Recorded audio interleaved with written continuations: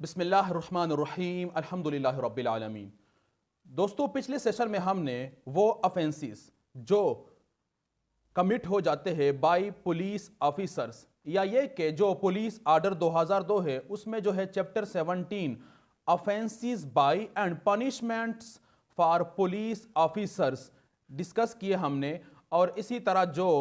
Khyber Pakhtunkhwa act है police 2017 उसमें जो चैप्टर 9 है उसकी जो सेक्शंस आर्टिकल्स जो है वो है 118, 119 और 120 को हमने डिस्कस किया कि इनमें वो ऑफेंसेस बयान किए गए हैं जो कमिट किए जाते हैं by police officers. Offences by and punishments for police officers. अब हम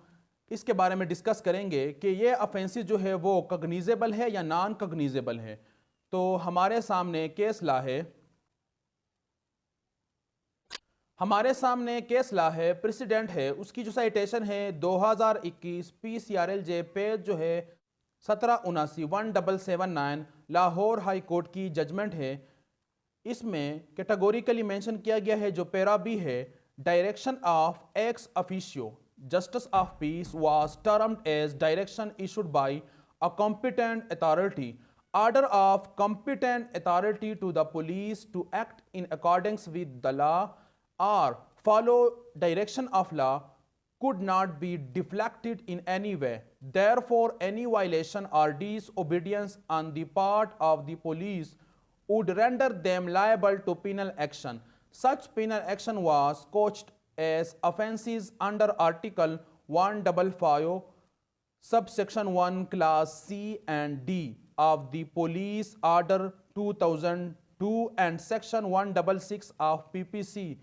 और इसमें जो रेफरेंस दिया गया है केस लॉ का जिसमें यही प्रिंसिपल डिस्कस किया गया है PLD 2016 supreme court of Pakistan पे जो है 581 रेफरेंस।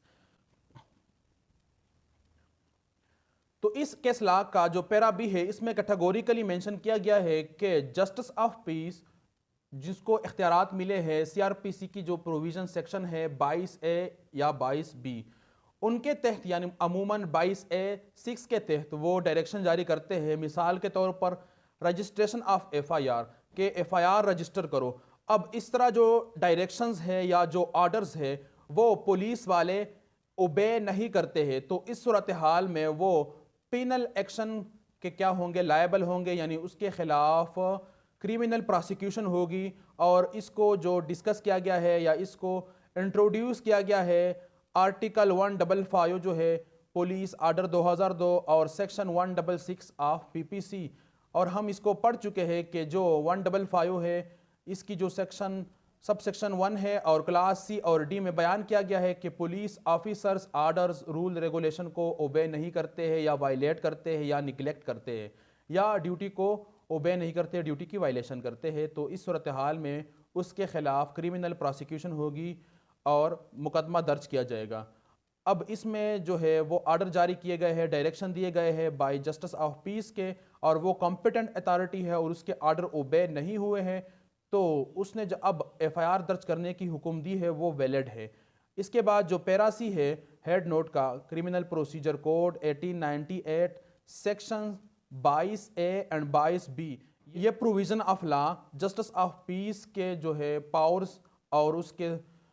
लिमिटेशन को डिस्कस करते हैं। तो पुलिस आर्डर 2002 आर्टिकल 155 और penal code section 166 offences under article 155 of police order 2002 was punishable with 3 years. Therefore, the same would be cognizable because as per second schedule of CRPC under the head offenses against other laws, an offense punishable with 3 years shall be cognizable. Similarly, section 166 PPC being a scheduled offense could validly be investigated by anti-corruption establishment. तो जो head note C है इसमें categorically mention किया गया है कि जो offences है अंडर आर्टिकल 155 और इसी तरह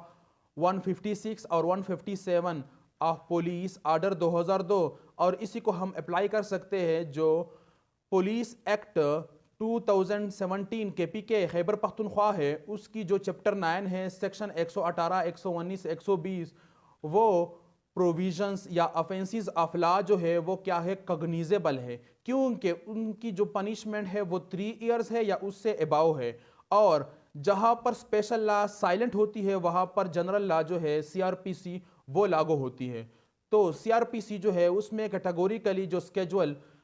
2 है यानी सेकंड स्केजुअल ऑफ सीआरपीसी है, उसमें हेडिंग है जिसमें बयान किया गया है ऑफेंसेस अगेंस्ट अदर लॉज, वो जिसकी पनिशमेंट 3 साल हो या उससे जायद हो तो वो कॉग्निजेबल ऑफेंसेस है। तो इस यहाँ से मालूम होता है कि वो ऑफेंसेस जिनकी सज़ा 3 साल हो वो कॉग्निजेबल अमूमन होते हैं, यहाँ तक कि कोई लॉ या कोई प्रोविज़न उसको एक्सेप्शन ना दे दे या उसको एक्सप्रेसली जिक्र ना कर दे कि ये नॉन कॉग्निजेबल है। इसके बाद जो है वो पैरा डी है, उसमें यही बयान किया गया है कि offences cognizance of contention was that as per article 153 यानी पुलिस ऑर्डर 2002 में चैप्टर 16 में ऑफेंसेस बयान किए गए हैं और उसमें कहा गया है कि जो ऑफेंसेस है आर्टिकल 148 से लेकर 152 तक वो कॉग्निजेबल है। और ये डिस्कस किया गया है आर्टिकल 153 में। अब क्या ये प्रोविज़न जो है वो लागू है या इसने बार किया है जो नेक्स्ट प्रोविज़न है 155, 156, 157। तो इसमें बयान किया गया held that contention was repelled with the verification that articles 148 to 152 of the police order 2002 fill and chapter 16, whereas article 155 was part of chapter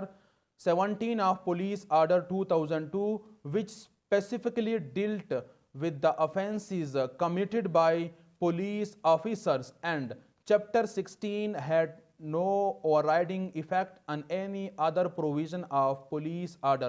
और इसी तरह बयान किया गया है आर्टिकल 183 में, बयान किया गया है आर्टिकल 183 में, इसको हम डिस्कस करते हैं। तो हमारे सामने आर्टिकल 183 है of police order, powers to prosecute under any other law not effected, nothing contained in this order shall be constructed to prevent any person for being prosecuted under any other law for the time being in force for any offense made punishable under this order। तो इसमें यह बयान किया गया कि कोई और law है और वो इंट्रोड्यूस करती है यानी गाइडलाइन देती है कि पुलिस ऑफिसर्स की या जो भी पर्सन है उसकी प्रोसिक्यूशन होगी तो वो क्या होगा, लागू होगा, उसको हम रोक नहीं सकते या उसको हम इफेक्ट नहीं कर सकते। तो इसी तरह जो पैरा डी है उसमें कहा गया है कि आर्टिकल 188 की वजह से जो जनरल लॉ है सीआरपीसी वो बार नहीं है, लिहाजा ये ऑफेंसेस जो है चैप्टर 17 के वो कॉग्निजेबल है। और कॉग्निजेबल इसलिए है कि जनरल लॉ यहाँ पर प्रिवेल होगी और वो गाइडलाइन देगी क्योंकि स्पेशल लॉ साइलेंट है। और कैटेगोरिकली आर्टिकल 183 में बयान किया गया है कि इस ऑर्डर के जो प्रोविज़न है वो किसी और लॉ को क्या करते हैं, इफेक्ट नहीं कर सकते। तो इसमें कहा गया है मजीद, इसको पढ़ते हैं, ex officio justice of peace pass direction to regional police officer यानी आरपीओ, और अमूमन ये डीजी भी होता है, to ensure implementation of its earlier order passed under section 22A and 22B CRPC and to proceed against the concerned SHO for his said non-compliance under the provision of police order 2002। यानी यहाँ पर direction दिए है कि जो SHO है उसके खिलाफ FIR दर्ज किए जाए, और ये डायरेक्शन दिए गए RPO को इसलिए कि इससे कबल SHO को हुक्म दिया गया था कि वो FIR दर्ज करे, उसने FIR दर्ज नहीं किया तो उन्होंने पुलिस ऑर्डर 2002 के प्रोविज़न की वायलेशन की या उसको ओबे नहीं किया, उसको निगलेक्ट किया या वायलेट किया तो उन्होंने ऑफेंस कमिट किया है, लिहाजा उसके खिलाफ डायरेक्शन जारी हुए हैं। और रीजनल पुलिस ऑफिसर आरपीओ को कहा गया है कि जो मैंने ऑर्डर पास किया उसको इम्प्लीमेंट किया जाए और जो एसएचओ है उसकी प्रोसिक्यूशन होनी चाहिए। Held that FIR under article 155 of police order 2002 was not barred, even powers to prosecute under any other law was not affected as guaranteed through article 183 of police order 2002। तो इसमें वही explain किया गया है कि police order 2002 का जो chapter 17 है उसमें जो ऑफेंसेस है 155, 156 और इसी तरह 157, और यही लागू होता है केपी के पुलिस एक्ट 2017 का जो चैप्टर 9 है, उसमें जो सेक्शन या आर्टिकल है 118, 119 और 120 में यही ऑफेंसेस बयान किए गए हैं, वो क्या है, कग्निजेबल है। क्योंकि जो सेकेंड शेड्यूल है सीआरपीसी का, उसमें बताया गया है कि वो ऑफेंसेस जो किसी दूसरे लॉ में बयान किए गए हैं और उसकी जो पनिशमेंट है वो 3 ईयर है, तो वो कग्निजेबल है। और यहाँ पर जो आर्टिकल 183 है वो भी यही कहता है कि कोई दूसरी लॉ जो है वो गाइडलाइन देती है या प्रोसिक्यूशन का कहती है तो वो बार नहीं है, वो पुलिस आर्डर 2002 जो है उसको इफेक्ट नहीं कर सकता है। यही प्रिंसिपल डिस्कस किया गया है KLR 2015 क्रिमिनल केस 211 और PLJ 2014 Lahore high court page जो है 161, और इसी तरह 2012 PCRLJ पेज जो है 1556, 2006 MLD पेज जो है 855, PLD 2005 Lahore high court page जो है 470 और PLD 2005 Karachi high court page जो है 285। इसमें यही प्रिंसिपल डिस्कस किया गया है। तो इस एक प्रेसिडेंट केस लॉ की गाइडलाइन की रोशनी में और इसकी सपोर्ट में मल्टीपल केसेस लॉ है, हम समझ सकते हैं, अंडरस्टूड कर सकते हैं कि यहाँ पर लॉ की इंटरप्रिटेशन यूँ है कि पुलिस ऑफिशियल्स या ऑफिसर जो अफेंस कमिट करते हैं या पुलिस आर्डर 2002 की वायलेशन करते हैं, जो बयान किया गया है पुलिस आर्डर 2002 के चैप्टर 17 में, तो इस तरह ऑफेंसेस जो है वो कग्निजेबल है।